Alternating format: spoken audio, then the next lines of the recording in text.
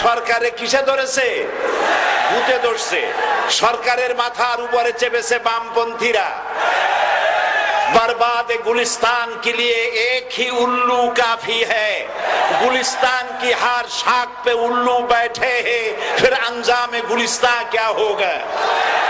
ফুল বাগানের ধ্বংস করার জন্য একটা হুতুম পেঁচা যথেষ্ট, কিন্তু হুতুম পেঁচা বসে গেছে প্রত্যেক ডালে ডালে। ফুল বাগানের অবস্থা কি হবে আল্লাহই জানে। শিক্ষা ব্যবস্থায় 3 নাস্তিক বসা।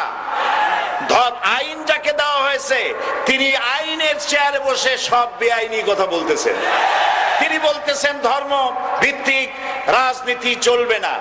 প্রধানমন্ত্রী আপনি বলেন নাই আমরা আপনার কল্যাণকামী, যেভাবেই হোক আপনি প্রধানমন্ত্রী হইছেন, যেভাবেই হোক আপনি সরকারে গেছেন, আমরা চাই 5 বছর আপনি চালান, কিন্তু ভালো